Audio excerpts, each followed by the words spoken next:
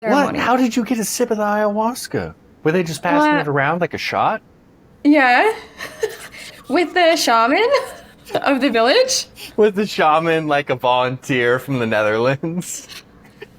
No, he was a shaman from the village. He put on his green robes over top of his Adidas clothes in this super isolated village. It was actually wild. We went to this village that we had to take a boat like a couple hours away from the resort, and they're all in Adidas and Nike clothes. And then as soon as we show up, we see him hurriedly putting on this green robe and putting his shaman gear on. And then, yeah, he had some ayahuasca and some wood alcohol that we tried. That was disgusting. It was so bad. What is wood alcohol? They make alcohol from wood. A taxi dropped us off at the bottom of a mountain. And then this guy came and met us, and he was on a donkey to take some of this stuff. And yeah, I was like, I don't know. That was a type 2 sort of fun, you know? It's not super enjoyable in the moment, but it's fun later because I haven't never been so miserable on a hike. Then you have all these gringos coming in and the mosquitoes are like, ooh, fresh meat. Like cheesecake. She just got so many individual mosquito bites that it gave her like a regular fever or something. Oh my God. And she got sent to the hospital for that and had to leave the Amazon. I always say there's like continents, like you backpack and then you graduate levels. You know, like you start with Europe and then maybe like Southeast Asia or Australia. And then like maybe Africa to Morocco is like a common one, Egypt. And then you end up in South America. Sorry. Welcome, Gabrielle. No. So I heard that you were born of a Sasquatch in Nova Scotia, and every time you go outside, you are forced to wear a beaver on your head. How true is that? And you drink maple syrup. Comes out of your blood veins. I do ingest maple syrup every single day in the morning. That's how I wake up. But I was actually born in Saskatchewan. Saskatchewan. Saskatchewan. That sounds even more like a Sasquatch is from there. That is Yeah, it so does cool. sound like that. Is this why every photo I see of you is like 6 feet under snow, sort of swimming in it in a bikini, and you're like, only -5 today, people? Yeah, I wish it was -5 today. It's actually -30, but it's fine. My God, you are a true Canadian. You're the real deal. Well, thank you for joining me for this. So I want to say cheers to you. Cheers to adventure. Cheers. What is that scrumptious beverage? It's a... Wait, what is it? Oh, a chili mango margarita in a glass jar. I love it. You just imagine being on the beach with every drink. Yeah, hard to imagine right now, but we got snowy beaches. -30 is so cold, by the way. When -30 Fahrenheit goes to -40 Celsius, they meet up. So they're Yes. actually exactly the same. Yeah, we were close last night. We're at -40, so So, met. well, I'm glad that you survived. So I still haven't figured out how to officially start these other than let's just roll into it and have some fun. So cheers Okay. to -30 because that's not -40, so it's -10 better. Yeah, it could always be worse. You are quite an international traveler, I have to say. We met in Quito, Ecuador, didn't we? Yes, It we seems did. like everyone I talked to I met in Quito. I don't know how we bonded so Yeah. well. I think I met a lot of people there because I never left the hostel because I was kind of scared of Quito. I'm trying in every episode not to just talk about having someone put a knife or a gun in your face in South America, but Yeah, I'm sorry.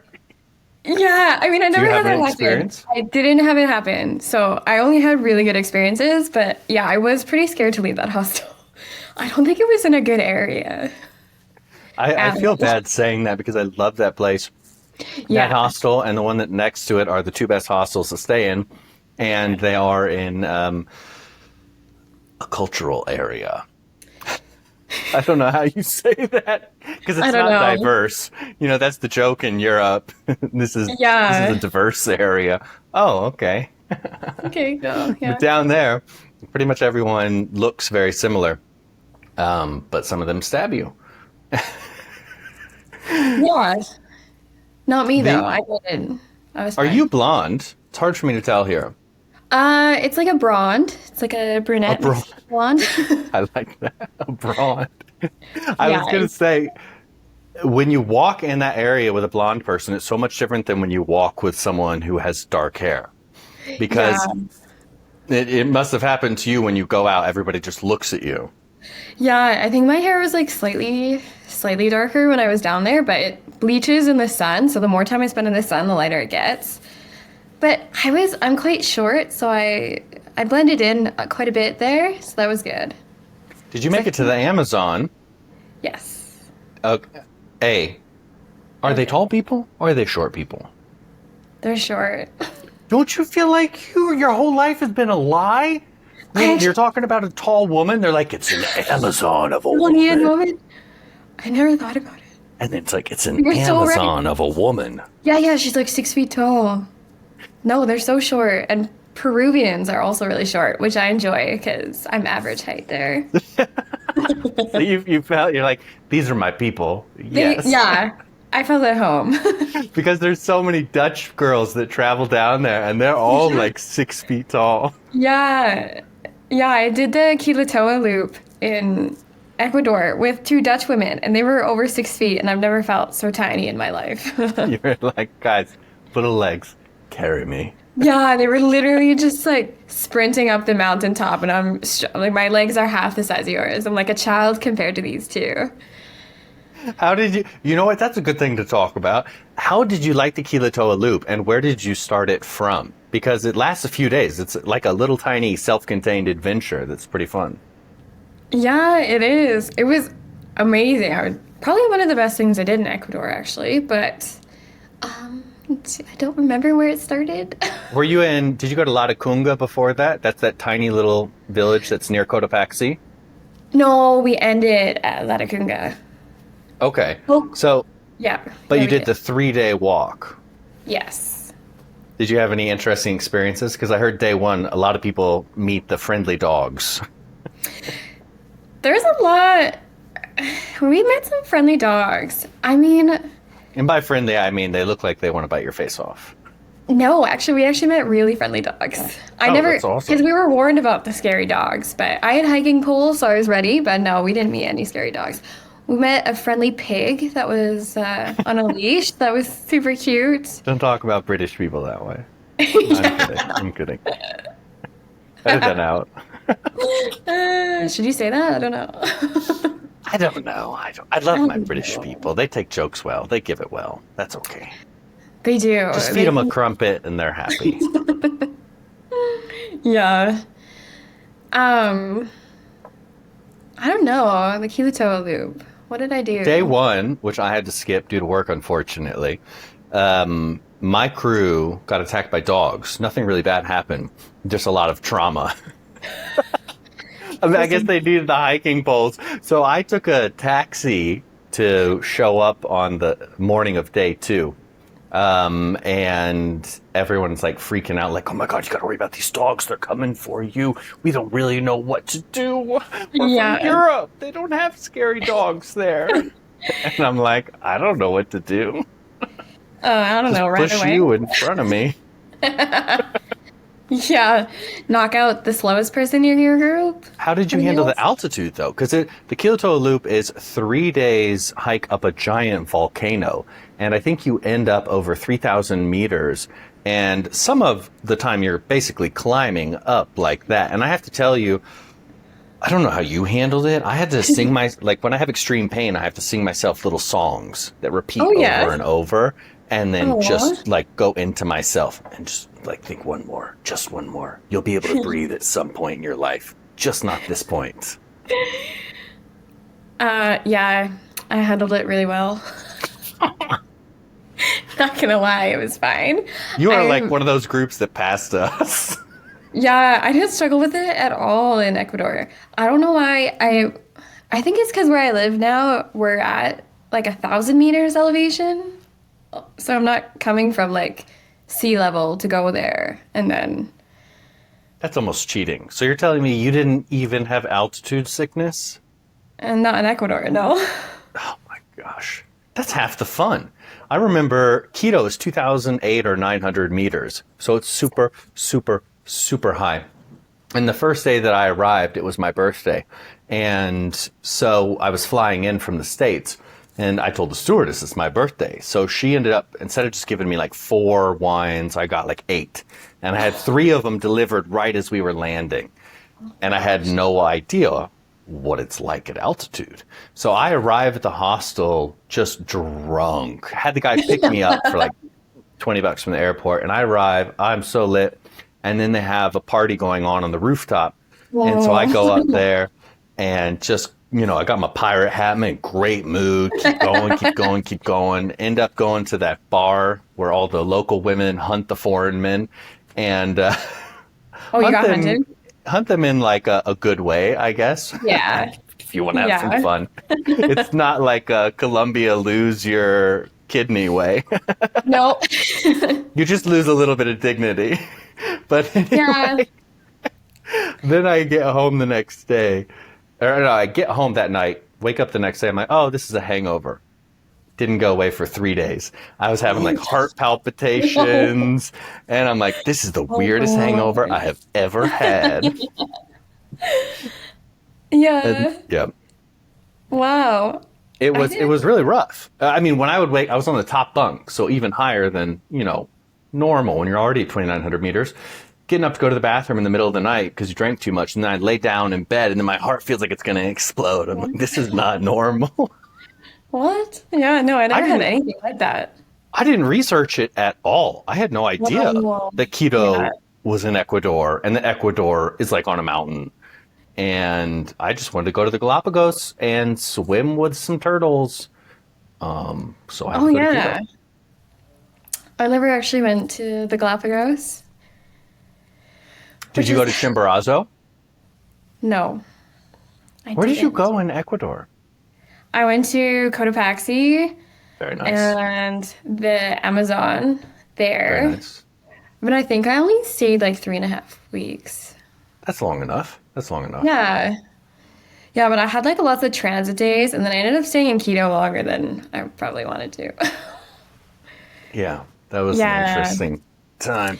Yeah, and I stayed like 5 days, I think, in Cotopaxi at the Secret Garden Hostel because I loved it so much. It felt like the Lord of the Rings, so I was like, I'm staying here. The hot tub? Did you go to the hot tub?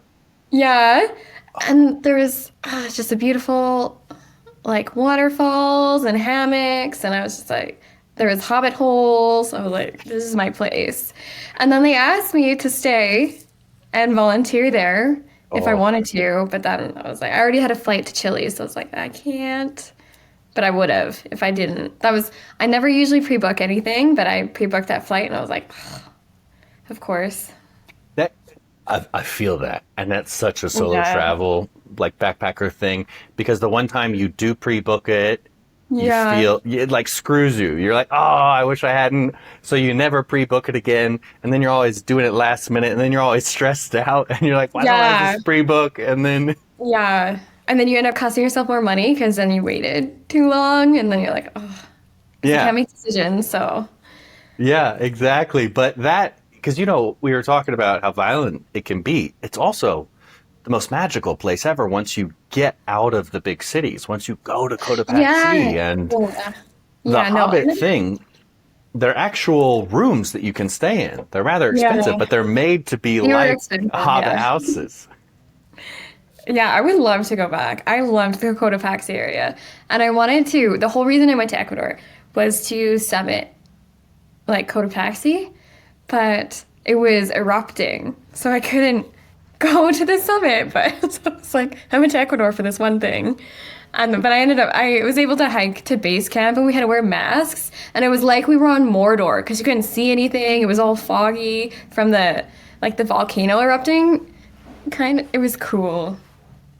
Slightly dangerous, maybe. And it was smelled like sulfur the whole time when you guys went Yeah. up, didn't it? Yeah, it did smell like I it. remember because my friend did that at the same time and had to wear the masks. And I was just like, I don't know how much they pay attention to safety in Ecuador. Do they just lose a few gringos that fall off the side of the mountain? Yeah. Because at that point you're 5,000 meters, and Yeah. oof. They're quite high. But yeah, I wasn't affected by that either. I don't know. In Ecuador, I didn't feel it at all. But when I went to Peru, I really felt the altitude there. Where it was Rainbow Mountain down there, Yes. But I 4,400 felt, meters. yes. Didn't actually go to Rainbow Mountain. I went to Juarez and then went to do the Huayhuash trek. It's like up in northern Peru. Oh, I don't know Yeah. that. I didn't do that. Okay. Now Yeah, I want to do that. Tell me about it. Where does it go? What does it do? yeah, it takes you. Is it for like the moche people? No, no, it's called the Huayhuash, and it's just like this mountain range that's not a national park. And then it's just a bunch of people's lands. There's like a community that farms within it. So then you're camping in people's farmyards, basically. It was super cool. It wasn't touristy. I only saw one other group, but I also went during rainy season, which I would not recommend because it was really cold. It was really cold. It was really wet. But it was just me, and I paid a guide. So it was just me and my guide, and we were going through it. Yeah. So I felt the altitude a bit there because it was even higher than, I think it was about like 4,300 meters, I think. How did you not feel it at Cotopaxi? And I guess maybe because you're exerting know. yourself more. You probably had like a backpack on. Yeah. Yeah, I did have the backpack on, and I just felt it more, which I don't know, but I did South America a little bit backwards. I started off in Ecuador, and then I flew to Chile, and then I was in Chile and Argentina, which are more at like sea level, and then I flew up to Peru. So it's a bit backwards. I know people usually do it. Colombia, Ecuador, Peru. Wasn't that and your first solo trip? No. Oh, it wasn't? I thought it was. Okay. No, my first solo trip was to England, and I moved abroad for a year and a half when I never was back. How was it? when I was 20. So yesterday.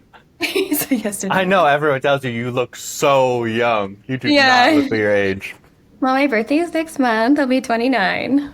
Jesus, wow. 29 going on like 17. Yeah. Yeah, so I am obsessed with England. I love everything about it. Did you make it to Bath? Yes. I heard Bath is beautiful. I never made it It's there. insane. There's something about their historical, like, their just history extends so much further than Canada's. It's so cool. And I've also been a Harry Potter nerd since I was probably 7. So Okay, that helps. that helps, is why I yeah. moved to England, was because of Harry Potter. Really? Yeah. Oh my gosh. So that gal's book really has like boosted the tourism Yeah, it economy did. of It really England. did. You went Yeah. to England to become a wizard. Yeah. Yeah, I ended up just being a nanny, so Almost. Mary Poppins. yeah, She I was was basically kind of a Mary wizard. Poppins. She was, yeah. I should have had an umbrella. What Peru. I'm very confused. Oh, Juarez. You go on this little trek that nobody else has been on. You get your guide, you go alone. Or not nobody else been on, but like I was pretty like, much nobody cool. goes on because Well, they all nobody go goes in on like it. one area. Yeah, nobody goes on it in the rainy season, that's for sure. Oh, I think okay. during the dry season, there's a lot more crowds, but not during the rainy season. It was hard to find a guide that would do it because a lot of them had closed. So I was like texting random numbers in Juarez because I went there with no plan.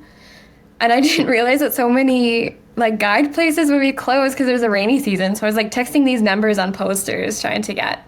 And I found one, and then he was like, it's usually an 8-day trek, but I only had 4 days to do it because I had to meet someone in Lima. So I was like, he's like, yeah, we have to leave at 2 a.m. tonight. So you have to be ready to go. And I was like, okay, I can do that. So we left at 2 a.m., drove there. I think we got there at 4 a.m. in the middle of nowhere. You're going down up these like windy mountain roads that are super sketchy. They're so thin and skinny. And then we're going there.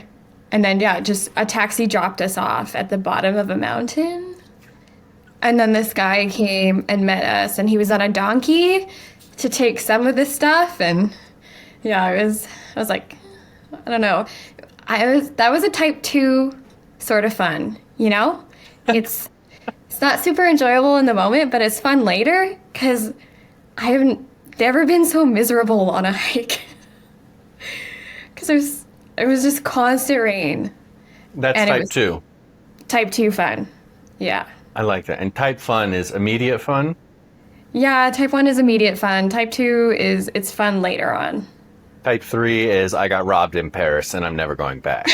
Yeah, that could be it. Yeah. But I like that. Type 2 fun. Did you just make that up? I'm going to attribute it to you. Yeah, Let's just go with yes. I like it. I never heard that before. I like rating it like that.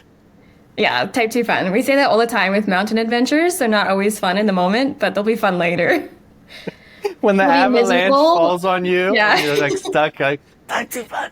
Type 2 fun. Yeah, you're like scared for your life, scrambling on the rocks, and you're like, this will be fun later. And then you tell everyone it was the best day of your life. But yeah, it's funny how all the travel stories become really positive, and then you have that one drunk friend at the table who's like, are you kidding me? You couldn't stop complaining the whole time. Yeah. Everybody had to wait for you, blah, blah, blah, blah, blah. Yeah, I was miserable the whole time. It was one of the most beautiful places in the world, probably, and I was miserable. Was it for scenery or like ruins? Oh, no scenery. The mountains are, well, they're the closest to what you get. They're like the Himalayas of South America, basically. They're insane. And there's this one shot that you can get with 2 lakes or 3 lakes, and they're the most blue glacial lakes with all these like insane mountain peaks. Wait, is this where you have like Lake 69 or something? Laguna 69. It's in the same area, yeah. Okay. Mm-hmm.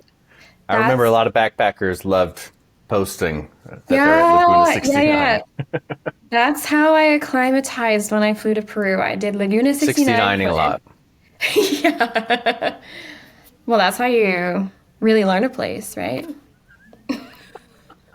That's what they tell you at Bungalow 6 in Quito. Yeah. So you learn the place, baby. That's how you learn it. All the you can't breathe anyway, so you don't need to come up. Yeah. So appropriate. You might black out, but it's fine. It's just the altitude. Yeah.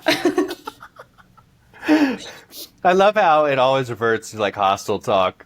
Like, yeah. I wish that we could have a camera sort of on the table of us when all of us sort of meet at hostels, and it's just nonstop fun and nonstop banter the whole time, even if you're dead. Even if you're dead. Do you remember the trivia night that we did? Were we in the same team? Yes. So it was me, you, one guy, the biologist from the UK, and then another American, and we called ourselves the colonizers. Yes, I remember. The other American as well, and it's funny. It's funny with what was that? Yeah, I thought you knew. It's funny how we met at the beginning of something that did not involve the two of us at all.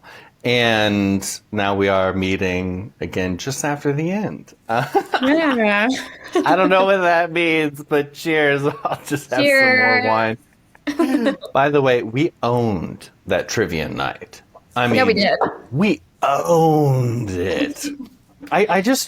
This is what's so hard to convey to Americans sometimes when they're like, I can't stay in a hostel. Blah.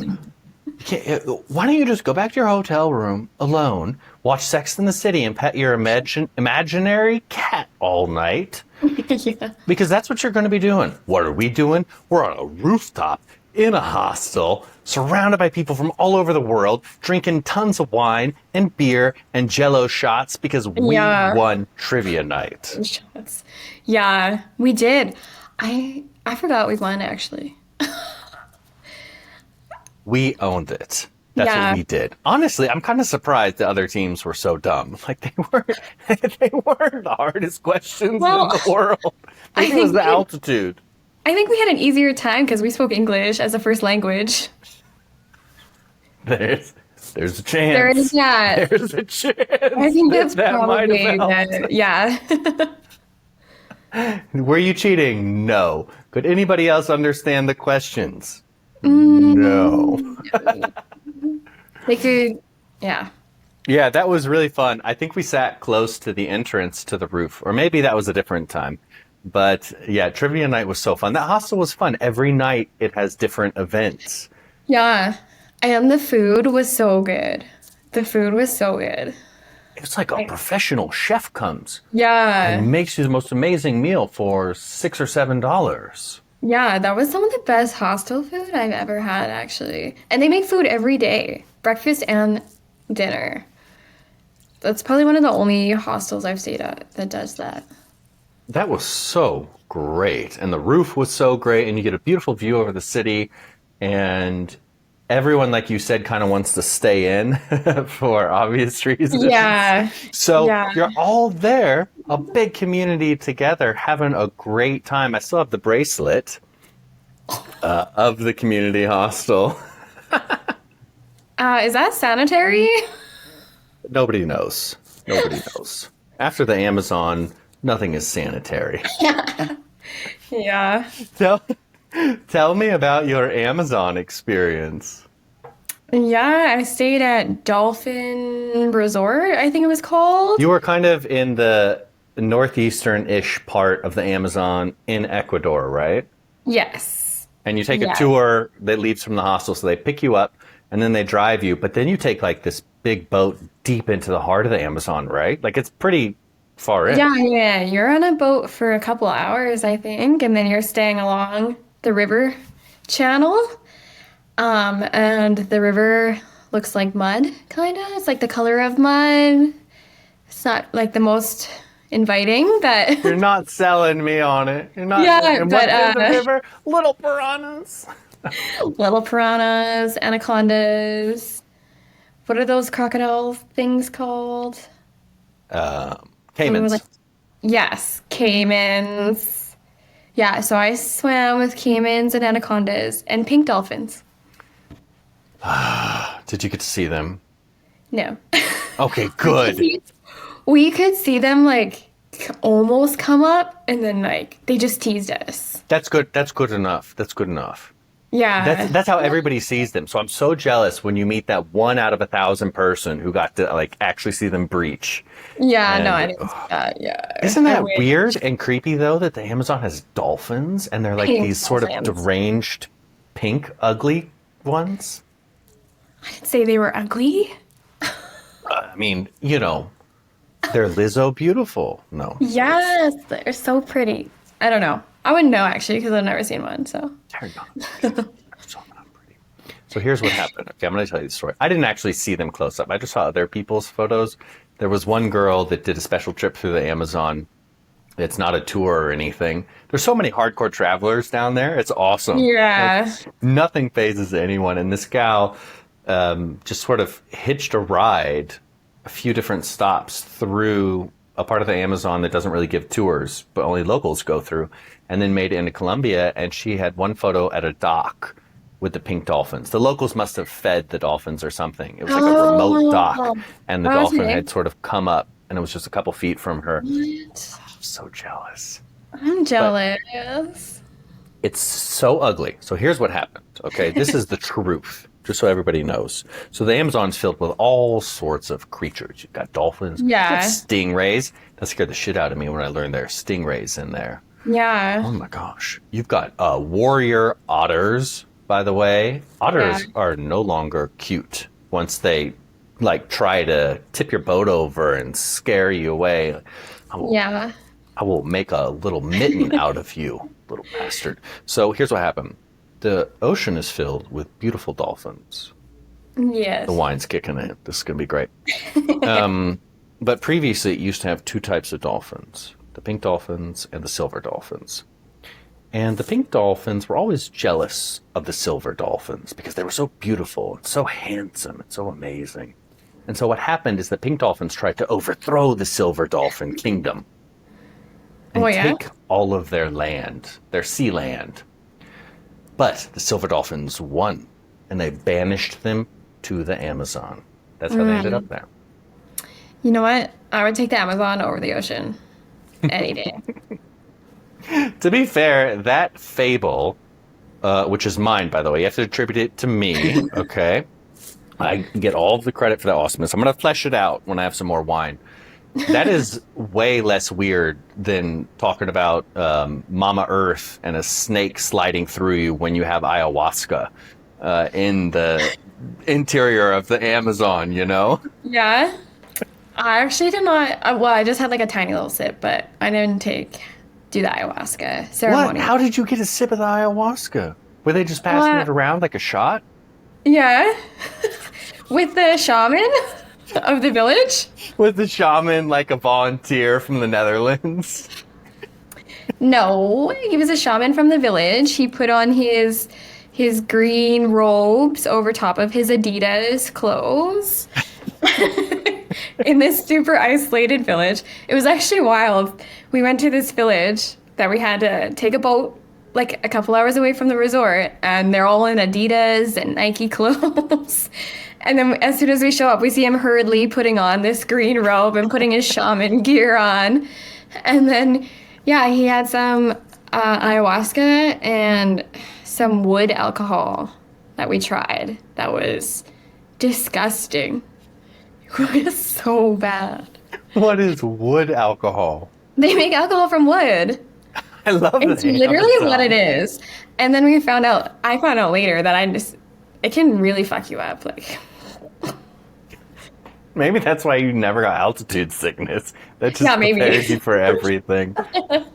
Ayahuasca and shots of moonshine from the Amazon.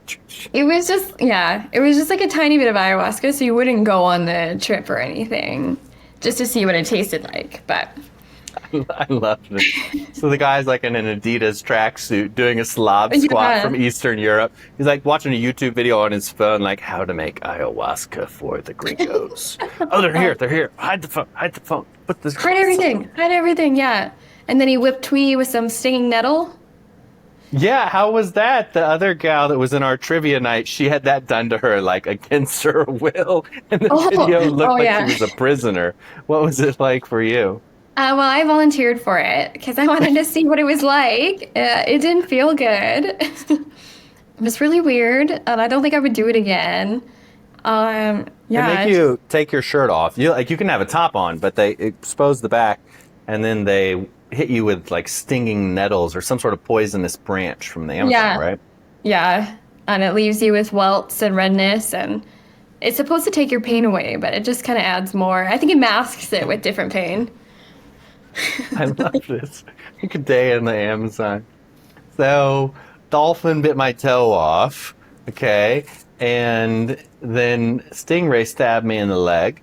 Then I'm going to an Adidas Nike shaman for some moonshine, wood alcohol, and ayahuasca. And then I'm getting beaten by poisonous branches in the middle of the Amazon. And by the end of it, I can't feel anything. And it's just mosquitoes biting me.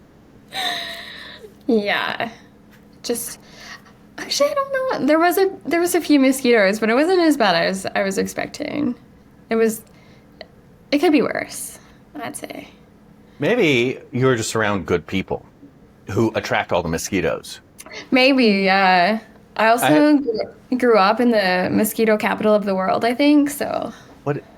Paris? In Saskatchewan. Are you just making that up to sell? Well, I guess that doesn't really sell Saskatchewan. Oh, no. No, it doesn't. It's probably the insect capital of the world. But just like the little annoying ones. What are the big? Oh, I guess the Amazon has all the big annoying ones. Yeah, Did you see a bullet ant? Yeah, those were scary. That's probably That one of the scariest things.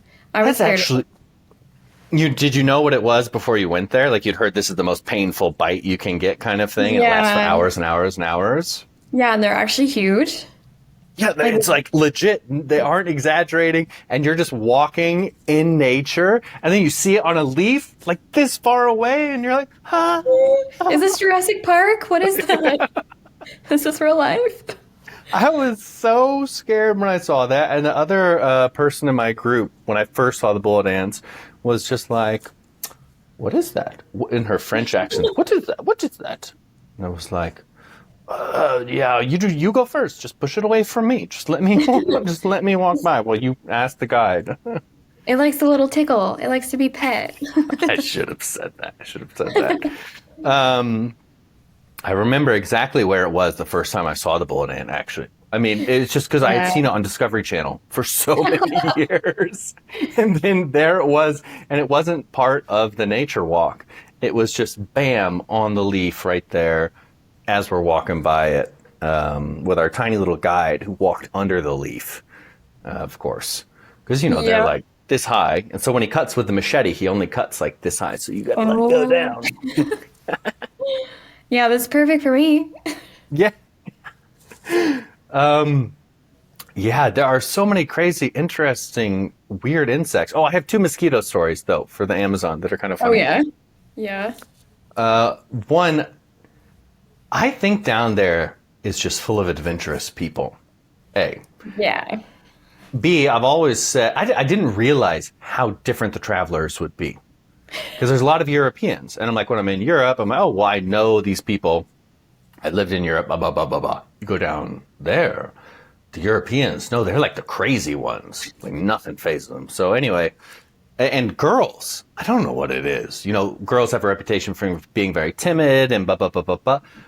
But I think that they are also on the other side of the spectrum. Like you going down to Peru, texting random numbers that you found on a piece of paper in a foreign country, Yeah. like, hello, man, can you take me to a secluded journey where nobody will find me for 4 to 8 days? Yes, I will leave with you at 2 a.m.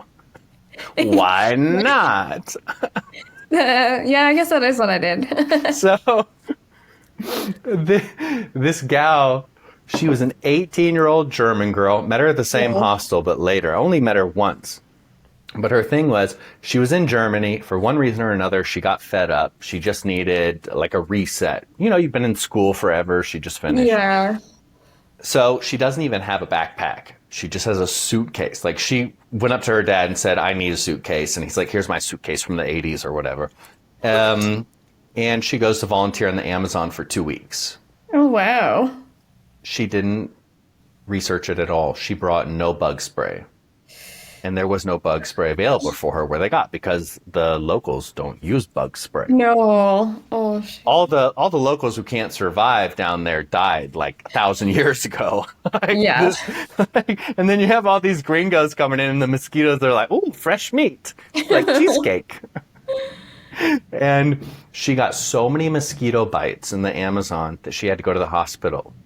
She did not have a particular disease. She did not get dengue fever or anything like that. Yeah. She just got so many individual Oh mosquito my bites God. that it gave her like a regular fever or something. Oh my God. And she got sent to the hospital for that and had to leave the Amazon. I didn't know that. That's crazy. And the way that you say that South America is full of like different types of travelers, I always say there's like continents, like you backpack and then you graduate levels. Like you start with Europe and then maybe like Southeast Asia or Australia. And then like maybe Africa to Morocco is like a common one, Egypt. And then you end up in South America. You're describing me. I don't like this. Yeah. There's like everyone follows like this, like the hardcore backpackers always follow like the same thing, I think. And then I think when I was in South America, I think I was 26 and I felt young there. I feel like all the people in the hostels were older than me, I think. There was a few young ones. There was a few hardcore young ones, but Yeah, I also thought everyone is older. The other one in the group was actually younger than you that we're not going to talk about. And when I found that out, I was just like, fuck. Anyway, I shouldn't say that. Only nice things. Yeah. Yeah, they are. Because Europe's full of all these 18-year-olds and 19-year-olds Right. and, the gap year stuff, gap year babies. And that's perfect. That's fine. Nothing against it. You just assume that it's like that everywhere. And then you're like, Yeah. you're 30 years old. What are you doing here? Yeah, And they're what are you like, doing in this you're hostel? older than me. What are you doing here? Share a beer. Yeah. Yeah, Southeast Asia also felt like that a lot too. When I went when I was 22 and I was like, "Oh, am I too old to be here?" The Australians and the British. Oh my gosh, the British. Did you do a full moon party? No, I actually didn't. So I was so disappointed by the full moon party. I've never been more disappointed in my life. I mean, I wasn't as disappointed as the people that died on the beach that night. But, What? yeah, that's the joke. Every time a hostel is like, listen, we're a party hostel, and you're over 25 now. I don't know if you can handle. I'm like, did anybody die? That scene from Hangover where you have that Chinese guy. He's like, but did anybody die? Yeah, so they died because fireworks exploded and like they didn't set off, they just exploded on one side of the beach, and Oh, shit. then drinking too much and drowning. Oh, shit. I say that in such a cavalier way, and I don't mean it in a cavalier way, but Yeah, like that's insane. I don't know. Nobody really. There's no one to keep you safe there. But anyway, when I went to the full moon party, I had heard all these amazing stories about people who had been there years before, and Yeah. they were like, and I'm not a hippie, even though I got a beard now. Pirate, not a hippie. Pirate, not a hippie. I thought, oh, it's going to be such a chill place, relaxed, all these great hostel vibes. I was like, but with a lot more people. Like, that's what I thought it would be like. Yeah. And I get there, and it's just thousands and thousands and thousands of British and Australian bros and hoes. Like, nobody else. Just bros and hoes. Yeah. And it was the most disappointing thing ever. I was like, this is so boring. Why am I here? Yeah, I didn't love Thailand, but I thought that was because I didn't do it right. But I partied a bit, but I'm not constantly like, I don't want to be in party hostel after party hostels.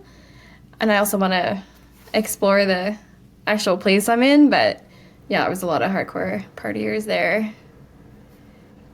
Yeah, Yeah.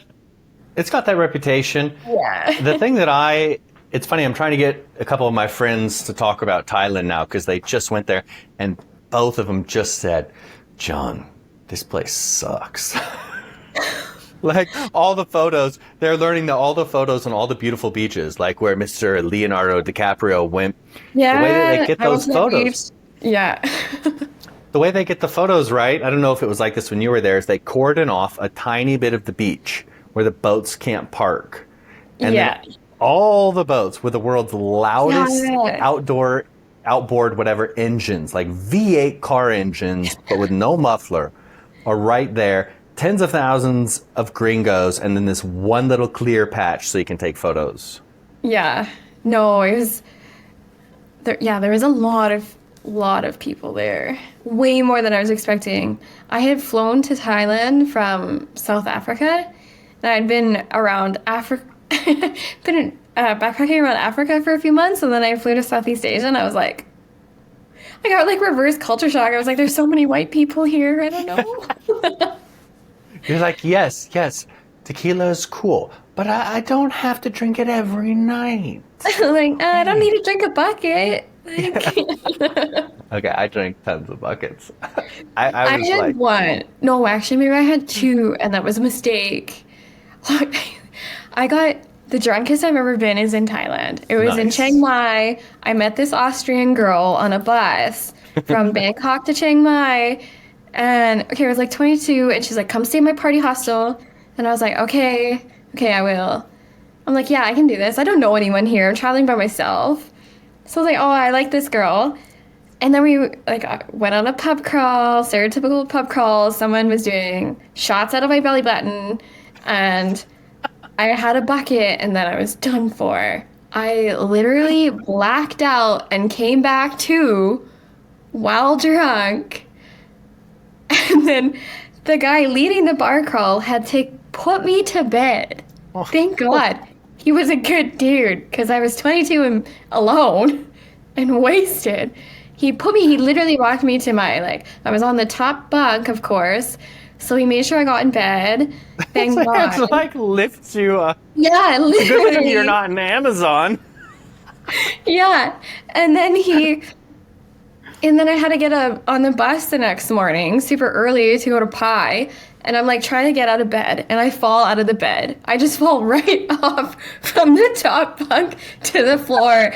And then I lay there kind of like a turtle on its back, being like, holy shit, what have I done? And then I'm like racing to get to this bus on time, flag a taxi, get on the bus, thank God.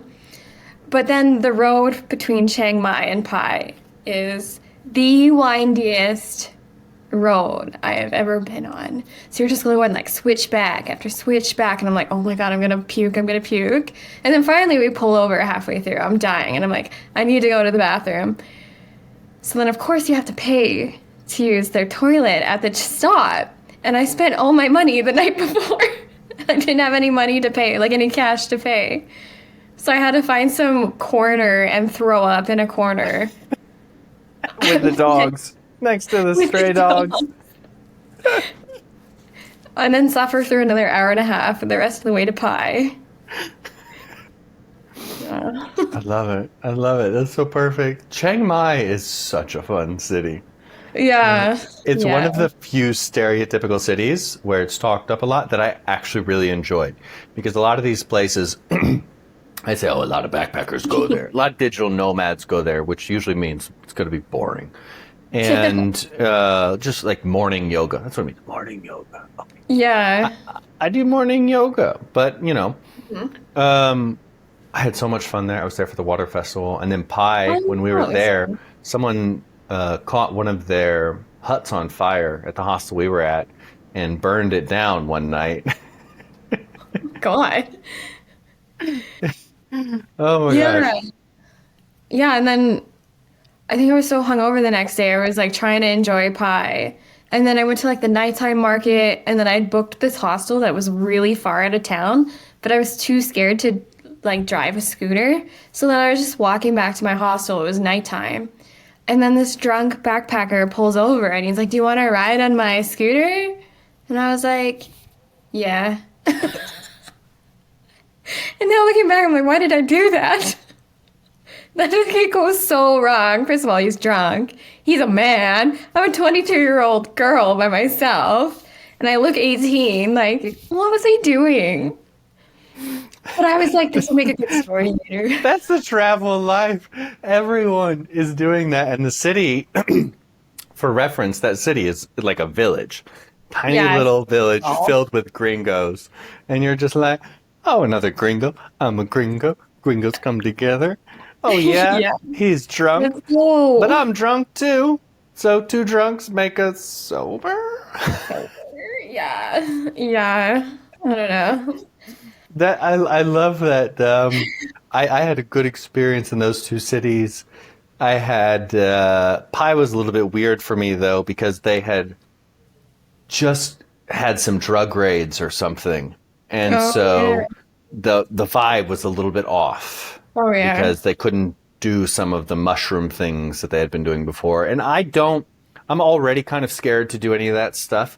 So I need to feel super comfortable in order to have done it. And I was like, absolutely, I don't feel comfortable now. No. No. Like, you guys are crazy. I'm not doing it just because I'm here. Um, Yeah, they're really intense in Thailand. Like, don't do drugs there because their their police are super intense about the drugs. But then there was like, you could get a mushroom milkshake, you could get a mushroom pizza. There was just like a shack called, I don't know, Mushroom Dreams or something. Super obscure, but yeah, no one will have. It's so obvious. They'll never find out. yeah, you'll never know. That, I remember. I don't know if I should say this. It's not that bad. It's not that bad. I accidentally was about to overstay my 30-day visa when I was in when I was in Pai. Oh yeah. And I had a friend who I had made there. Well, they're like an acquaintance, not really a good friend. And she was a bit heavy set. little bit more than a bit. But like we were hanging out, just, like everyone hangs out as friends. And I'm like, oh, hey, I got to go and renew my visa thing. Do you want to go and rent a scooter with me?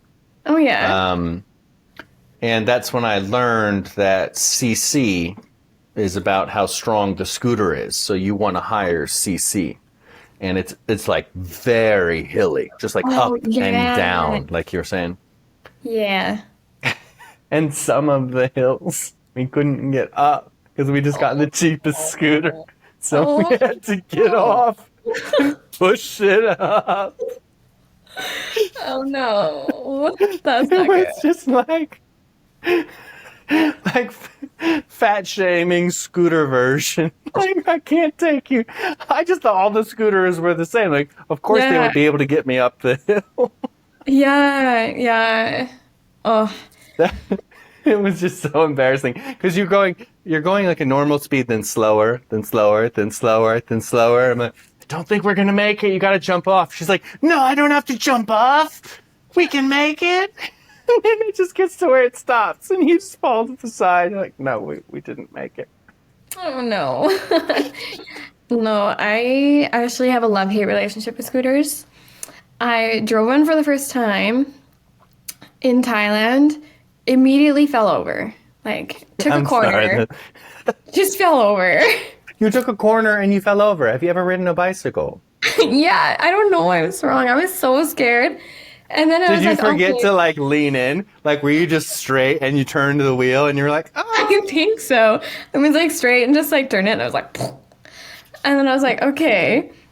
And then I went to Vietnam and rented a scooter, went, I don't know, from Da Nang to somewhere, and we're going down and it's beautiful. I'm like, okay, I got this. I'm doing so good. We get like hours into it. We get into the city that we're going to end up at. I'm like, yeah, I did so good. I'm like, trying to take a left turn across the road. I'm like, oh, I can beat all these people, take this corner super fast, wipe out. Just the bike skids out from underneath from me. I'm like splayed on the floor, on the road, and I'm like, holy shit, I took that corner too fast. You're like, green, go down, turtle on its back. And then all these Vietnamese people pulled over, thank God. And they were like helping me. They called the rental company.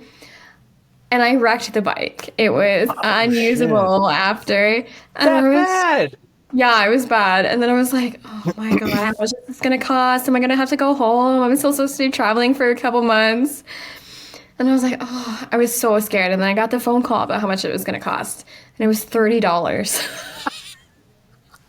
And I was like, oh, okay. I was like, You're like, okay, pretend, just act mad so that they don't raise it. You're like, $30. $30. What? I was like, $30. Okay, that's great. I love Yeah. I love that. And then, Did you hurt yourself? yeah, I was all like bruised and a bit bloody, but it was nothing. It wasn't like, I was wearing Oh no, wait, what? You don't just get to gloss over that. I lost a tooth. I was blind for a week. My nose was over here.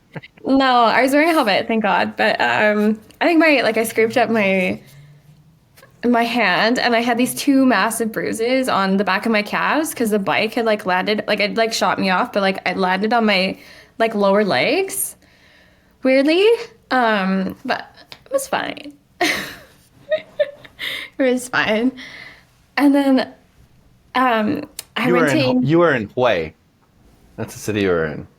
You were taking a scooter from Da Nang to Hue, right?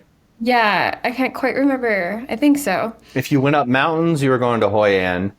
Sorry. When you went south across the beach, you were going to Hoi An. If you went over the mountains, you're going to Hue. I think you're in Hoi An. I forget which one. They all begin with an H. Wait, I think we ended up in Hoi An. That's the beautiful touristy one. Loved it, yeah. Yeah. Actually, love Vietnam. My favorite place in Southeast Asia, for sure. I love it too. And I crashed not far from where you crashed. My horrible crash.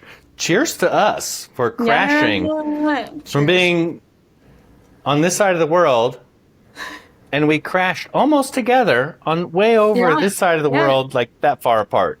like a Yeah, kilometer what away. year were you? What year? Yeah, what year did you go? Um, it would have been 8 years ago, I think. Oh, okay. Mine was 6 years ago. 6 years. Okay, so I laid the groundwork. You're welcome. Oh, you did, yeah. I You paved the sent I paved the road with bad some blood. juju in that area, and then like I did. I all the did. people crash here. And right after I crashed, a local dude crashed right behind me. And all the construction workers came out. It was nighttime. And they're like, why is everybody crashing? And I'm like, motherfucker, you put a 3-foot high matte, non-reflective silver sign in the middle of the big ass fucking street and didn't tell anyone. That's why we're crashing into it. Yeah, like, this is on you. Oh, that was. I still have injuries from that. Everybody crashes a scooter. Like, you're not a gringo who went through Asia if you didn't crash a scooter. Yeah. Oh, what did they call it? Saigon kiss. Saigon kiss, yeah. The burn on the leg, you The mean? burn, yeah. Because Burn. so many people put their foot and hit the muffler in the Yeah. back. Yeah. Yeah, and then I didn't learn my lesson and from Vietnam, went to Indonesia, and I was like, I can drive a scooter. You know, I'm on Nusa Penida. I can drive this. The roads there are shit. And I couldn't drive it.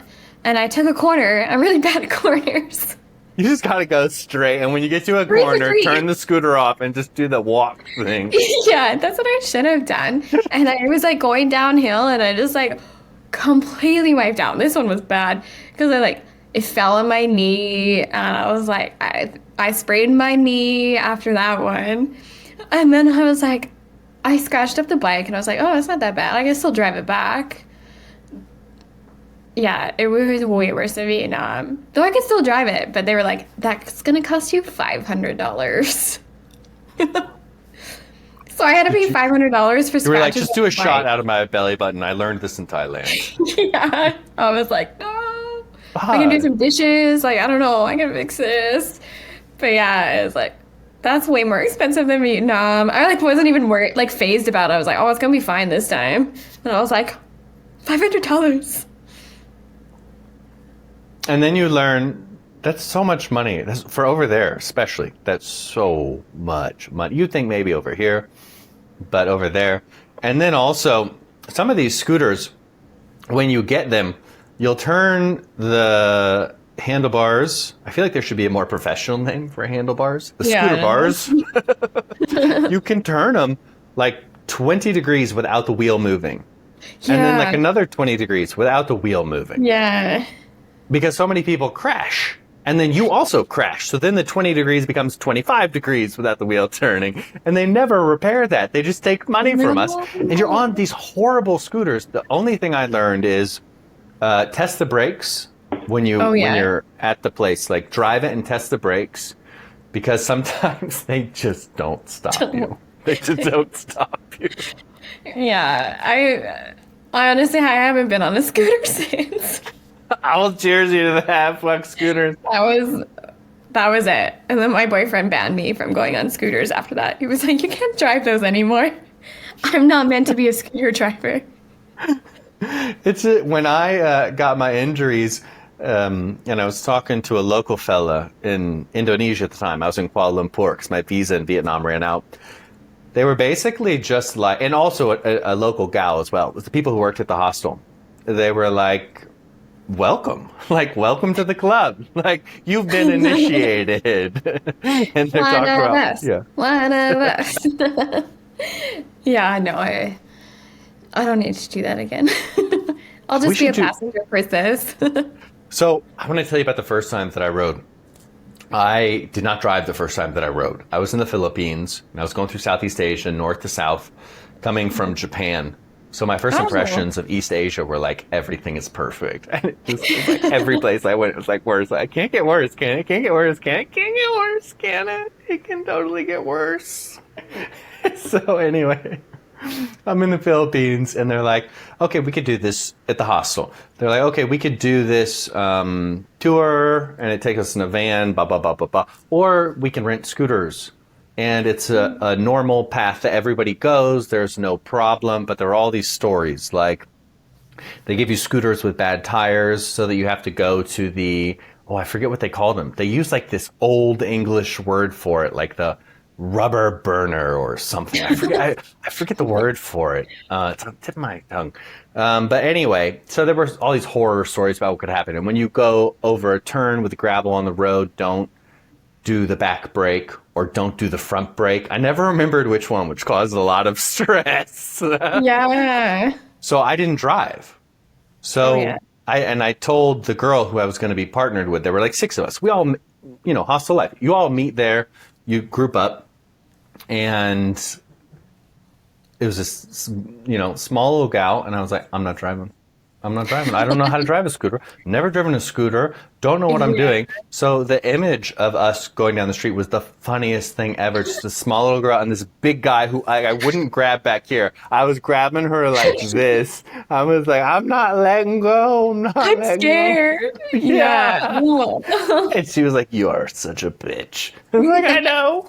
It's okay. You know, okay, we don't drive these where I'm from.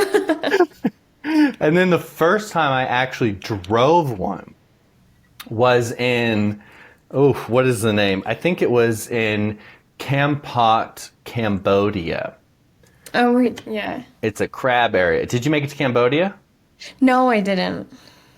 Amazing. I don't know what it's like now, but it was amazing there. Because it was like the best of Vietnam without everything built up. So Oh, okay. it wasn't as beautiful. Vietnam is still, I still agree with you. Vietnam is Yeah, stunning. amazing. Like northern Vietnam, that Hajiang Loop. I don't know if I'm saying that right, but Yeah, I don't know, but I know what you mean. Yeah, it's just, it, yeah, it was stunning. It was. I had no idea Vietnam looked like that and until I Sapa? did this. Did you go to Sapa?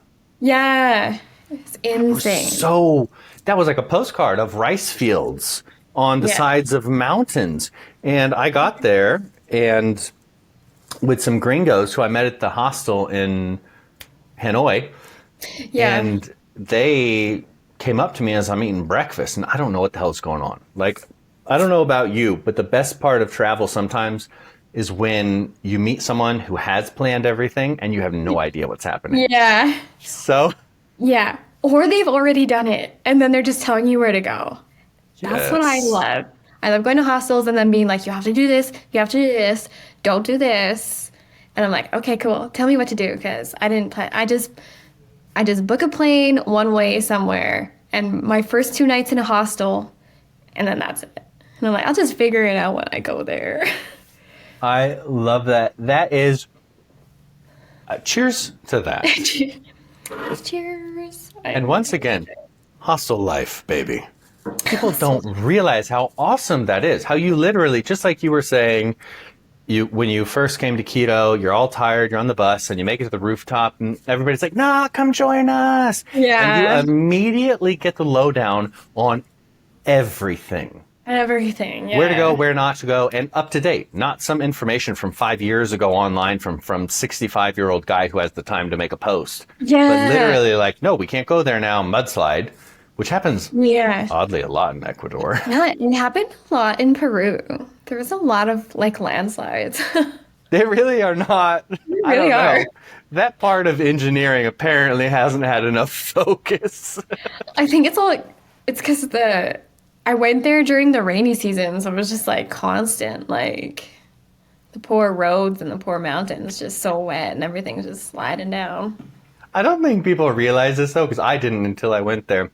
I was in Cuenca, Ecuador, and we were going to go to the national park, but a landslide happened the morning of, so we couldn't make it. Oh, We were no. going to, there's a bunch of mountains, and then it goes down to the Amazon where it gets a little bit lower, maybe at sea level, I don't know. And then it goes up, right? And you have all these big mountain ranges, so the roads, it's like one road here, one road here, one road like over there. And when there's a landslide here, you have to go here to get Oh. here. Yeah. It's impressive how much it affects you. Yeah. It's a true adventure. Yeah, because after I was done the Huayhuash hike in Peru, we ended up in this tiny, tiny mountain village. just me and the guide, and then we had to take a bus out. He stole your kidneys. Sorry. No, I still have at least one. I don't know. And the bus got delayed because there was a landslide. And then I was like, okay, it's fine. And they kept on getting delayed and delayed and more delayed. And I was like, this is really late. And I'm like, I'm going to have to now get on this bus and then get to a city that I don't know late at night, transfer to a different bus, and then arrive into Lima even later at night. And I was like, that's scary.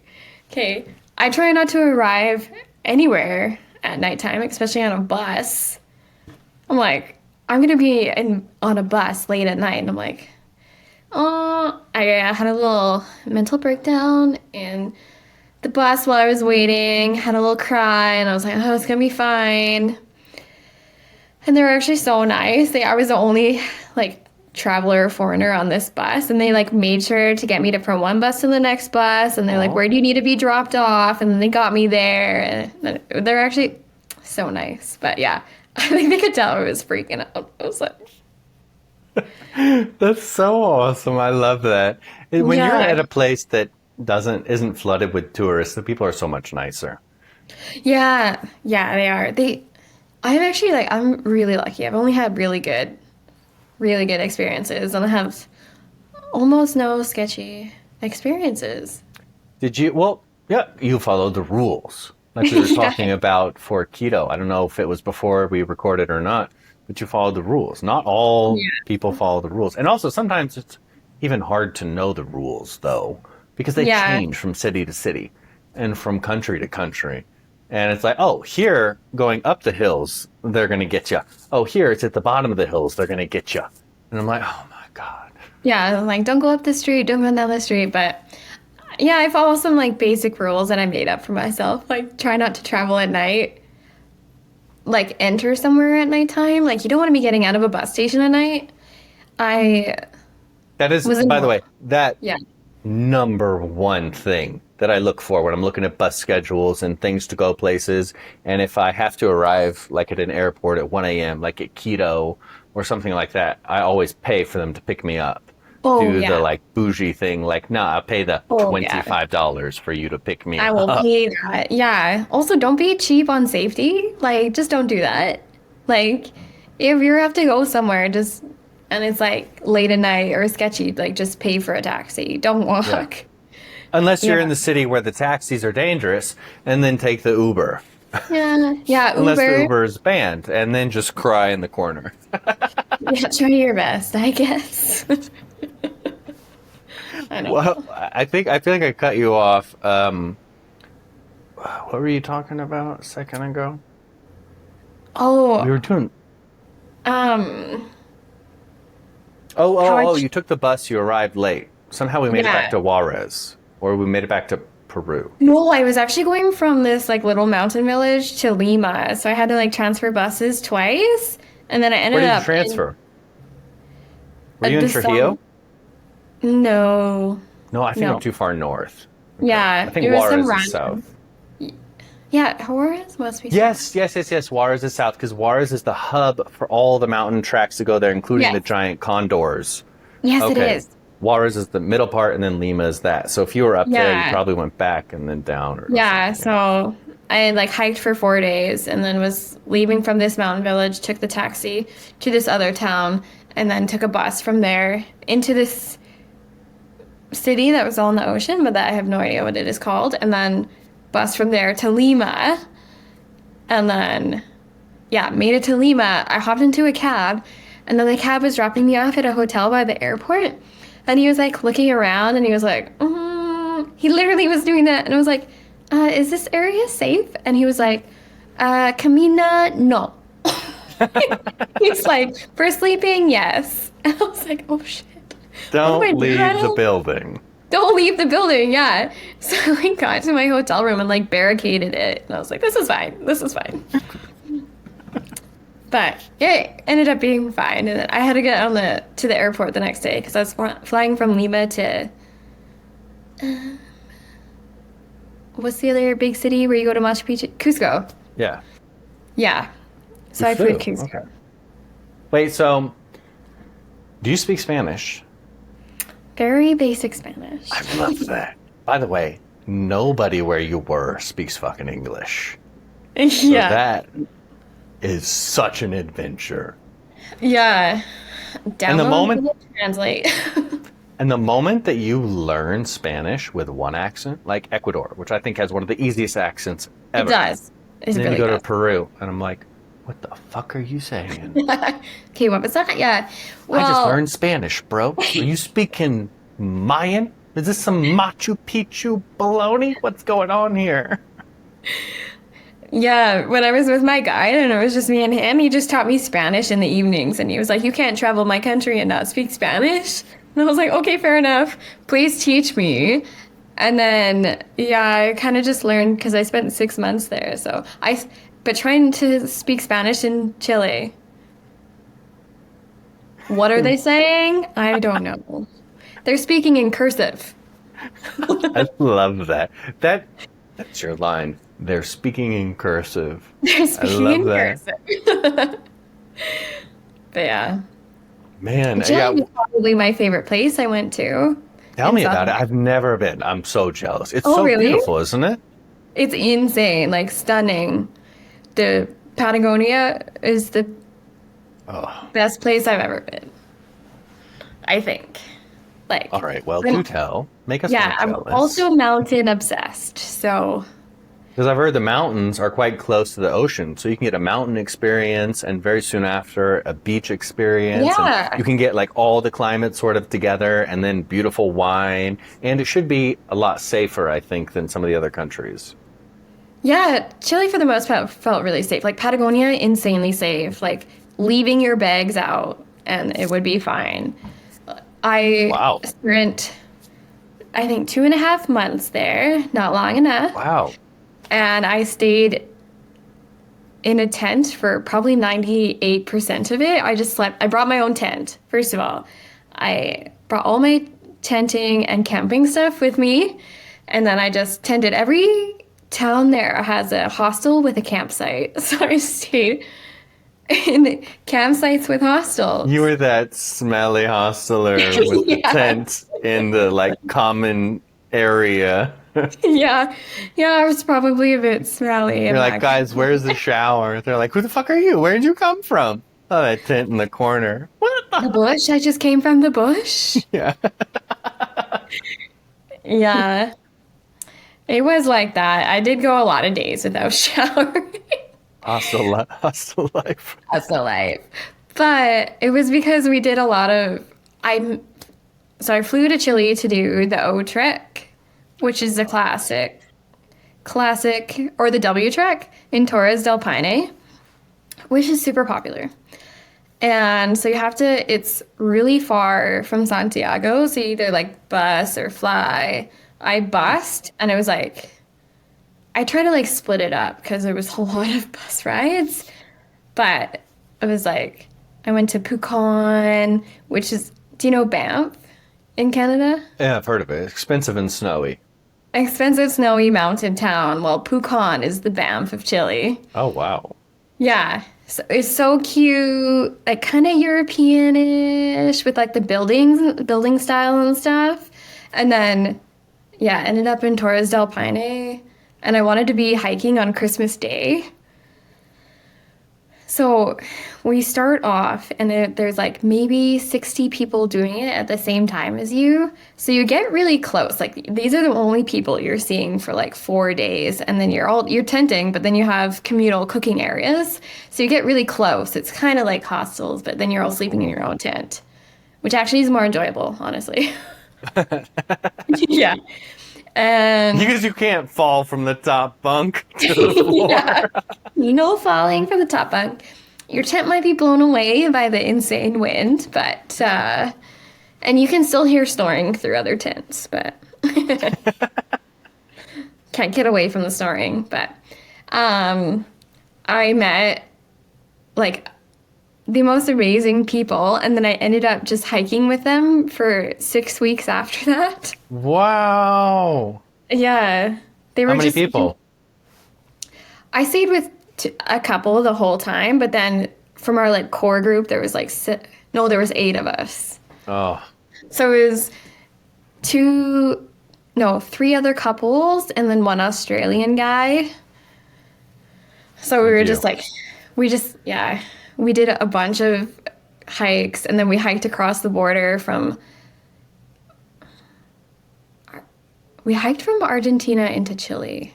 And then, Wow. Okay, yeah, we illegal. literally, no, it was legal. It was legal. People do this. So you have to carry all your stuff in there. So I had to purge stuff because I was carrying two backpacks. So I had like the front day pack, my huge backpack with all my camping stuff, and I had to have food for 5 days. So I'm like 5 foot and I had these two huge backpacks on me. You must have looked so funny. I Like looked, some sort of drug mule. But yeah, literally like a mule. And I had to hike 20 kilometers split into 2 days. So we're hiking and we camped. I'm like, oh, this isn't so bad the first day. And then the second day comes around, and then the backpack in the front's pulling my shoulders forward. The backpack's in the back, it's pulling them back. So my shoulders, I'm like, I'm in so much pain. Like, trying not to cry. I'm like, it's only 10 kilometers. It's only 10 kilometers. 10 kilometers. Yeah.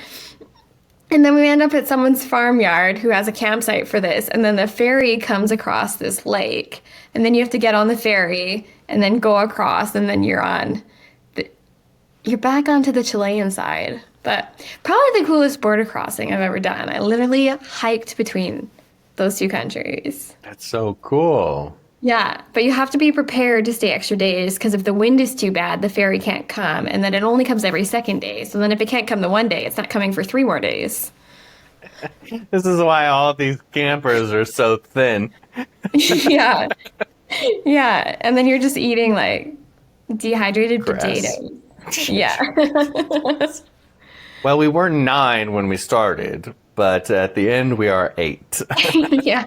We had to eat them. Yeah, the vegan was never really alive, was he? Didn't count. Doesn't count. That is so cool. Wow. So that puts you pretty far down into Chile, right? And then crossing over into Argentina and then back. Yeah. It was very convoluted. So I started down in Chile and then bussed across the Argentinian border and then started hiking and then ended up back in Chile.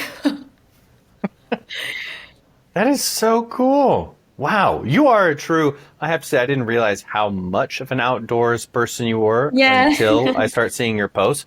And I see all these posts where you're just like casually chilling and you're taking like all of these really nice looking and exotic photos, but you're clearly comfortable in the mountains, thousands of meters with snow everywhere, and like a polar bear drinking a soda in the background, just looking at you like this woman's crazy. Shouldn't even have fur. Great. That. And that's Yeah. when I started to realize that you might be related to Sasquatch. Yeah, that's my great uncle. I love it. I love it. Yeah, actually, the main reason I went to South America was just to hike as much as possible. So I had like my trip before that, I was like, it was Africa and Southeast Asia. I like clumped them together as a backpacking trip. And then leaving Asia, I was like, my next trip is going to be all hiking. All hiking. And that is what I did. I just hiked for 6 months straight. You are what I call a mountain goat. And Yeah. I learned at Community Hostel to always, when I ask somebody how difficult it is, to A, look at their calves. If their calves are bigger than my chest, do not listen to anything that they Yeah. say. If it is easy, I will die. Yeah. And then basically actually this is true. Well, I did actually look at the calves. That's also true. It's all true. But I started to ask people, I said, are you a mountain goat or not? Like just full on. Because a few days I had just been beaten into submission. Because when you take the tram or funicular, whatever it is, up to the park of the capital city, you go up 1,000 additional meters. So you're just over 4,000 meters high when you're at the park up there. And when you take one step Like my heart's just like, whoa, like I'm gonna die. I'm gonna die. This isn't the park. A park is supposed to be relaxing. What's happening here? Oh, it's a beautiful view of the city. Blackout. Why am I on the ground? Okay. So that's when I learned always look at the calves and always say, so are you a mountain goat or not? Like, are you buying in your sleep? You are a mountain goat. Yeah. I've called myself that once or twice. Trying to be. It's you're like hopping on the rocks. Bah, bah, bah. Only 10 more Yeah. kilometers. That was weird. Anyway, I've been enjoying the wine to reduce the stress from today, but now I must ask you. Well, two things. A, I didn't know you had been to South Africa. I want to ask you about Yeah. that. But I also don't let me forget about the Arctic. Antarctic. Antarctic. Antarctic. So there's a lot of ants there. Which one do you want to talk about first? I'm so There. excited to hear about both because I've never been to either one of them. South Africa. All right, let's do South Africa. Where did you go? How long did you stay? And did you go to Lesotho? Did you do the No. donkey pub crawl? No, I did not go to Lesotho. All right, yes, go Okay. back. So I was young. I probably didn't do it right. I didn't stay there for very long. I only stayed there for 1 week. I flew to South Africa from Madagascar. I was in Madagascar for a month and a half. When I asked you where you had been that might be interesting to talk about, I like how you left Madagascar off there. Yeah. Okay. Let's do South Yeah. Africa. Yeah, so I had met a South African girl in Scotland on like a backpacker trip. I was like, that's when I was living in England and I was kind of lonely and I was like, how do I meet people? Like go on a trip and we did like the New Year's and then you bond really close with those Did people. you do the Hogmanay in Edinburgh? Hogmanay. I did. Yes! Cheers to you! It's just a Like- real quick. Yeah, you did the candlelight procession and everything. Yeah, I did. Torchlight, yeah. It's a 3-day festival. I don't usually go to places for events, but this is the coolest thing I've ever done for New Year's. Yeah. And the torchlight procession is literally thousands of people with gigantic candle torches walking down the street Yeah. slowly, and that's like only day one. Yeah, yeah. And then I'd met her on this Hogmanay trip. So then I was like, I'm going to come visit you. And she lived in Johannesburg. So I flew from Madagascar to Ethiopia and then Ethiopia to Johannesburg. Yeah, it was a bit like this and then this. And then, yeah, I just spent time with her family. And then she took me to a game reserve, like a small one. And we did like a self-driving safari there. It's so cool. Did you flip it on the turns? No, I was not driving. You're like, babe, I'm not good at the turns, but I can drive the straight route. Yeah. I was like, don't let me drive. That's my husband. And we were camping just outside of the reserve, but there were still animals around. So we were staying in a cabin, and as we were unloading the car into the cabin, we like both had our backs away from the door. We're like unloading stuff, and then we turn around, and she's like, "Holy shit!" And I turn around, and there's a baboon in the doorway. And do you know, And he's not there No. to greet you. do you know how tall a baboon is? Even like No. just on, it's fucking tall. It is the same height as me. It's 5 feet tall. It has like teeth like this. I was like, this does not look like a vegetarian. It's Does just not gonna look like eat a me. vegetarian. Yeah. And she was like, do something. I'm like, bro, you live here. I like got a jug and like threw it at it and then it ran away. And I was like, and then I like ran and like slammed the door and I was like, what the fuck? That was literally I came face to face, eye to eye with a fucking baboon. A baboon. I just, And I was like, that's not how I thought I was gonna die. I just love this. She's like, do something. And what do you mean do something? I just met you in Scotland.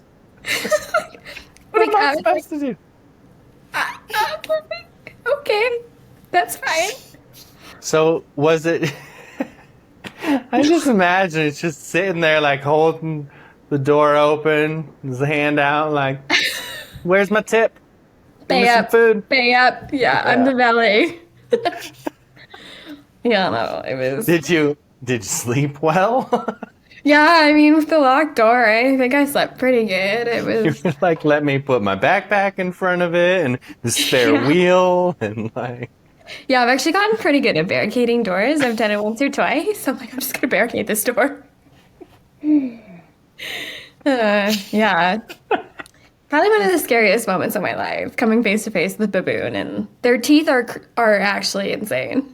was he like showing his teeth? He was brushing his teeth. Yeah. I've seen the videos of them, and it actually does look like one of those things where you realize immediately you're at the mercy of that creature. Yeah. Yeah, and people are like, "Oh, you have scary animals in Canada." But I'm like, "We don't have baboons. We just have, bears and moose, but that's it." Just flying meese through the snow and a few Yeah. bears. Yeah. Monkeys are, that's one of the things where I thought they were cute and amazing before I went to Southeast Asia. And then after Southeast Asia, I've only seen the little ones. And even only this, or like this big, they're terrifying. And their Yeah, teeth are they huge. really So are. Yeah. I don't think people can exactly understand how powerful and how fucking cranky they are until they meet them. So to see a 5 foot one, I can imagine immediately you're just like, there's nothing physically I could do to protect No. myself if it came at me. No. So Yeah. Fetal just enjoy position, I guess. Yeah. it. Just scream. Just scream. Yeah. Hope someone comes. Yeah. It was pretty scary, but it was fine. And then we still went on our safari the next day. And then we did a nighttime safari. And we like turned this corner.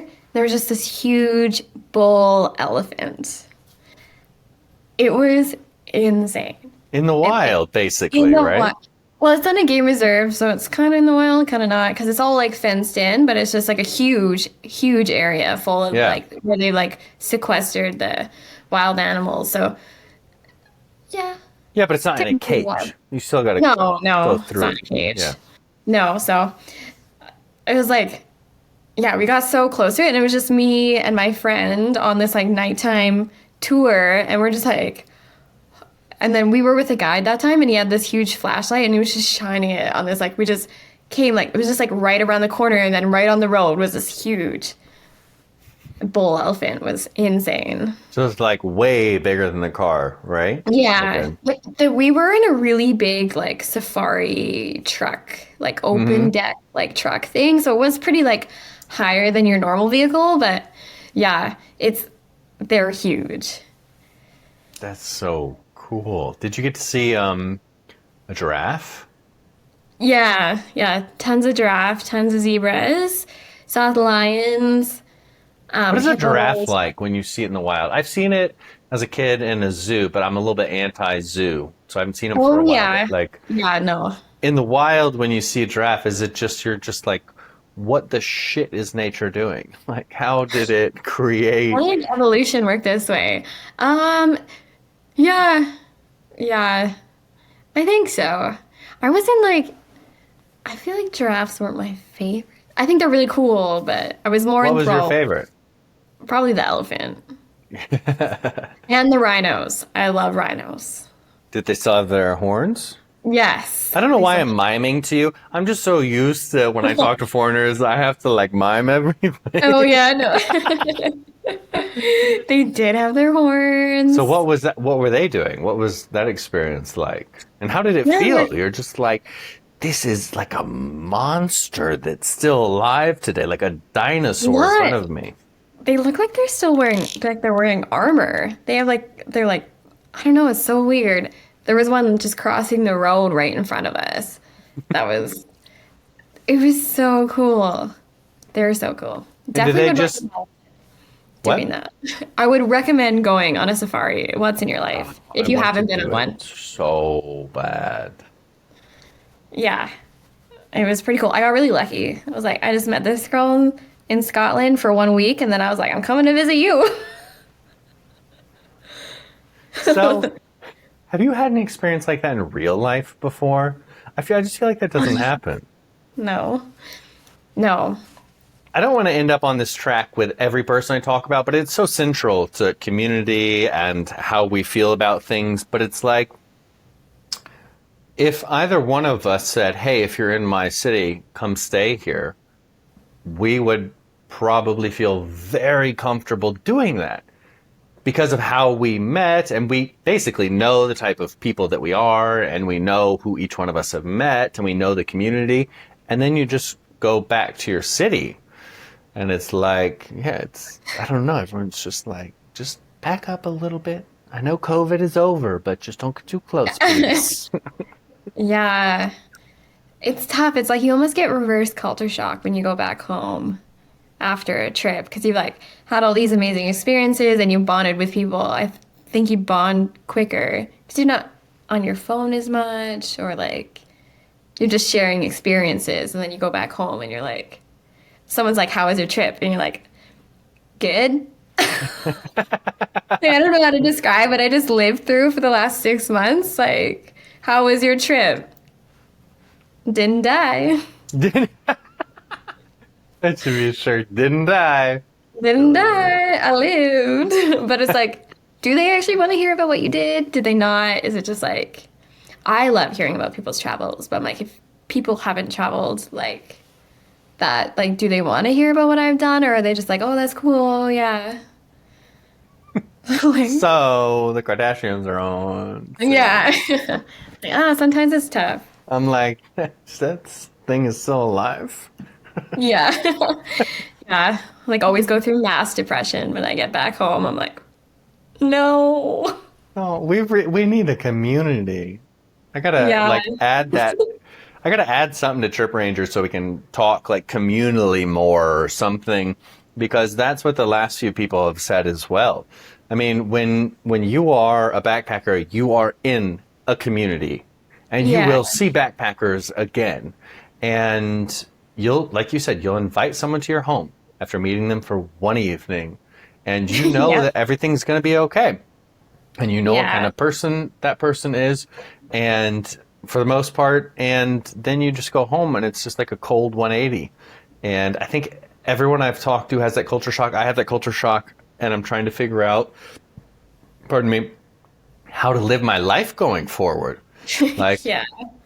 how, for me, it's mostly just been like, well, no, actually, the way that you said it was perfect. They say, how was it? And you're like, well, do you really want to know? Yeah. It's like, oh, how in depth do you want to know? Like, do you really want to know, or do you just like, yeah, I don't know. Yeah. Because we go on these amazing, life-changing adventures. What's kind of hard for me is sometimes I end up being a bit disassociated when I come home. I'm on this big thing about dryers. Do you have a dryer? You have to have a dryer Yeah. up there. It's like Yeah. minus 30. Your dryer is just like an open air iron furnace, just so nobody dies. Yeah. Yeah. We have to. But even, I remember the first time I was practically living in Paris. Not exactly living, but practically living. Going there all the time, living in Europe.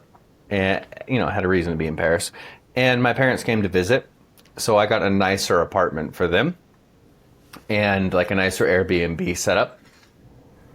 And we are in an apartment that, costs at least the same or more as my parents' house, probably a lot more. And my Oh, mom's yeah. in the kitchen and she wants to make, a snack. And she's like, what the shit is this? What, this is the smallest, least equipped kitchen I have ever experienced. And it's, a nice place. I Yeah. wanted them to be in a nice place. And I was just like, sorry, Mom, the building is like 500 years Years old. old. Like they can't Like make it ancient. like the open layout Yeah. stuff. And then, so you get used to just having less. And then Yeah. you come back to the States, and it's probably similar in Canada. And just people have so much. People have so much Yeah. space, so many things, so much stuff. And then I find it hard to, two things. It's like, I find it hard to sort of, it just feels like too much for me. It almost feels like overwhelming. It almost feels like a sensory Mhm. experience that I can't process that well. And then I'm like, wow, everybody has so much. Why are you guys so grumpy? Yada, yada, yada. And then about a month in, I'm like, oh my God, Costco has a popcorn maker? Oh my God, I know. I I'm like, gotta okay, I buy need that. this. I need this. I've never just been living on the same three shirts and like five pairs of underwear. I'm like, oh, I need this. I need like sweaters for the 9 days of the week. Like, yeah, I I, need I, a jacket for. I need something that looks different than what I wore the day before. I have to tell you this will be a short story. I know I talk too much. A short story. I come home and my niece, who at the time is like 8 years old, Yeah. she's just starting to get cheeky, and we've got a great relationship. And I had some bright orange shorts that I got in Croatia, and somehow they like worked really well, so I kept them. And then I get home, but they stand out. That's the point. But well, my story's already too long. I didn't need to say any Okay. of that. No, keep So- going. but the point is, I see her on Saturday, and I'm wearing the orange shorts. So they stand out, so you notice them. And then I see her on a Sunday, and she goes, John, why are you wearing the same thing 2 days in a row? And I was like, 2 days? Yes. Yes. Definitely It's out. didn't fly here in these shorts a week ago. I know. Yeah, it's crazy how your own mindset changes too. You're like, oh, I need this and this and this. And you're like, I literally lived in a tent for 4 months. Like, Yeah, it's I think it's like a poison. It's a poison that just infects us all, and it's almost impossible not to get. And the people that are selling it to us study how to sell it to us yeah.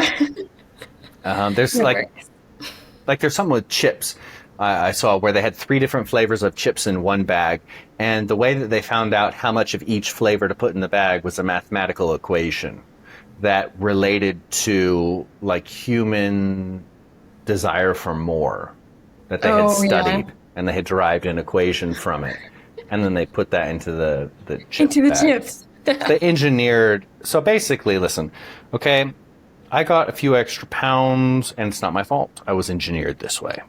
Doritos. Doritos. One thing, Damn. since we're on this, I gotta ask, because I felt this. So I went very quickly from the Amazon to Paris. Oh, And I'd wow. been in Paris before, and then I had spent over a month in the Amazon at this point, and so it was super contrast. How did you find the people that you met in the Amazon? Like their way of life, their being. Like we have the funny story about them wearing Nikes, but you were there for I think 3 or 4 days. So how Yeah, did just like you 4 days. like just their energy sort of thing? Or I don't know if you got to experience it that much in the lodge you were at because that was like a pretty remote thing. But Yeah, I feel like I didn't experience it as much as you did. I just had like contact with the people who worked at the lodge. And then like a little bit in the village, but we only spent a few hours there. So it wasn't a lot. But well, I had 2 different lodge. I had that's the wine. I had 2 different Amazon experiences, and they were both very interesting and different. One of them was in Ecuador, but it was in the more southern regions of the Amazon, not exactly south, but you were here and I was here, and Banos was here. yeah. Go like that, and you kind of get to it, and maybe it connects. I don't know, but anyway, I forget the name of the city, but it doesn't matter. What was amazing about that is it was just myself and one other traveler, and everything had been arranged. So I was just invited, like, "Hey, do you want to go with me? I don't want to go alone." Oh. And I'm like, "You mean you planned it all, and it's all set up? Hell yeah! I don't have to do anything. Yeah. I just take a bus to this random tiny village that I'd never heard of in my entire life, and you're going to be there and there's going to be a guide. And she's like, yeah. I'm like, all right. Let's do it. Now thinking about that, yeah, like that doesn't happen in normal life. No. I go there, she's there, and we do our Amazon experience. That's where I saw the bullet ant for the first time. Oh, That yeah. was just but the part of this story is just we were not as secluded as you guys were when you did 2 hours into the Amazon via boat. But what happened is that our boatman had a birthday on the last day. And they said, well, I don't know if they actually invited us or they just took us to his home. I don't think we were actually asked. But they were nice. They were nice. And our guide was very nice with us. And so we go into his home, which is in a small village of 500 people, and 200 or 300 work at one resort owned by like a Swiss person. Wow. But these people are Amazon people.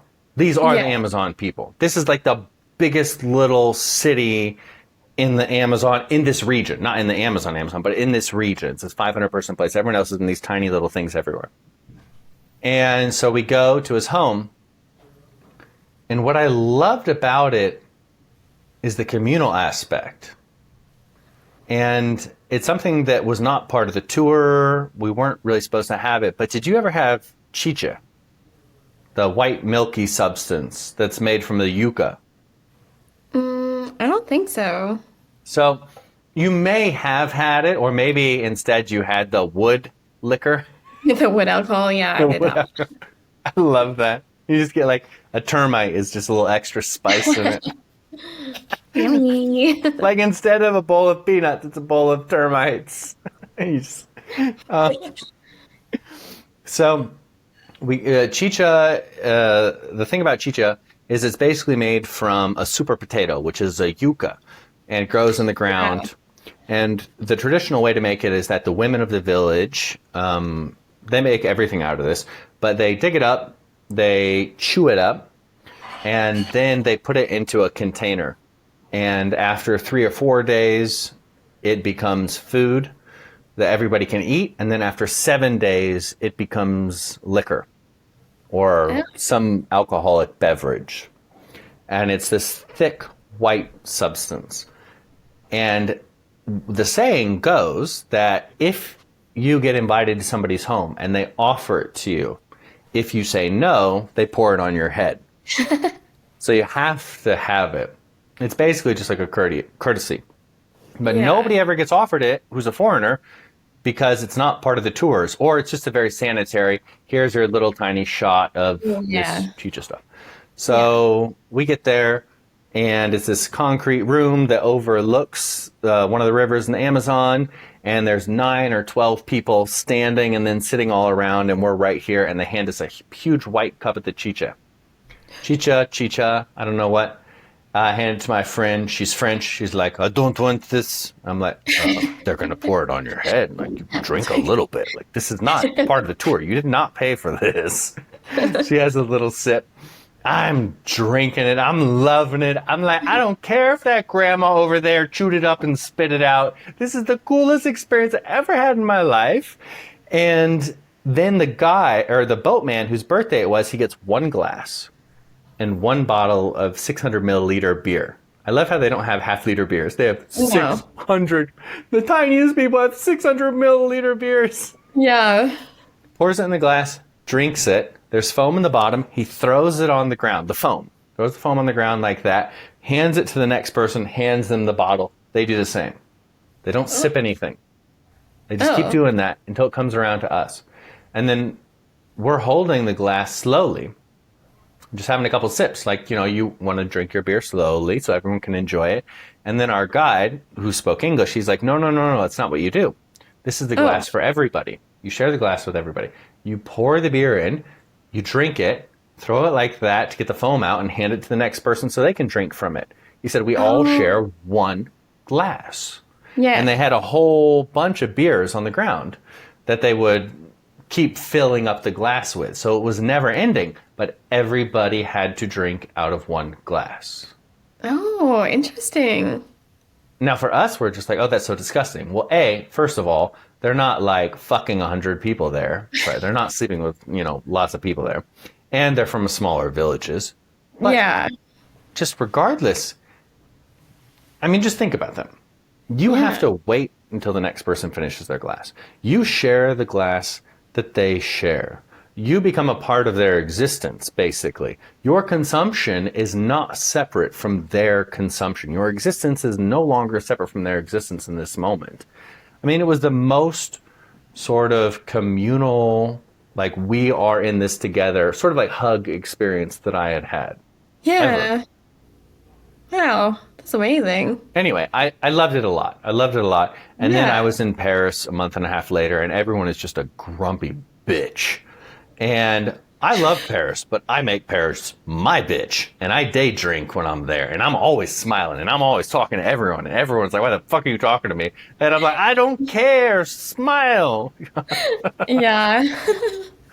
Anyway, I talked too much about that, but that was my favorite Amazon experience because Yeah. you couldn't pay for it in a tour. It was completely unexpected. We had no idea what was going on. And for that brief moment, I felt like I was a part of that guy's Like, family. yeah, part of the community. I feel like those like little moments, you're like, that's why I travel to like discover this. Yeah. And Yeah. you, you cannot buy an experience like that. You can pay No. for pretty good experiences, but you can't. It was just amazing. Yeah, I love them. Yeah. And it's like you happened on that by chance. Like that wasn't planned. It wasn't like you just hopped along with that girl and then that happened because it was some guy's birthday. So you're like, wow. And And you it was never have. even more interesting than that. I met the gal in the Galapagos one Oh, night at dinner, and it was a couple weeks later, maybe 4 weeks later, where she had said, why don't you come meet me and we'll go to the Amazon together, basically. oh wow. Yeah, I love that. I love this kind of stories. Like you meet once, you're like, oh, we're gonna meet up again. Yeah, I like when that happens. It was, it was, it was lovely. I have more to say about. I don't know how much I actually want to go out on the internet. Nothing super interesting, because I feel like, well, now when I say that, people are going to think a lot of things. All 25 of you. But the serendipity of life is beautiful, and the universe is magical. And what happens when we travel is that the stars align in an incredibly special way that only we can witness, and you can only witness it for that brief moment. For after that moment, it is no longer special. You had that moment, and what made it special is that it was ephemeral, is that it was gone. It is gone now. And it's I don't know the meaning of life, but we have had so many amazing experiences with so many amazing people that you could never have if you did not go out and adventure and did not message that crazy, not crazy, just that random person and say, yeah, let's do Yeah, this together. yeah, yeah. That was very deep. Thank you. That's what she said. It's B, like gotta balance it out. Gotta balance it out. Like wow, you have a well, lot of depth. I have a lot of these sayings. I feel like I should have written more about it before, but it is beautiful, and I'm tired of pretending otherwise. Because, well, no, okay, too much talking. Let's go back to Madagascar. Oh, Madagascar.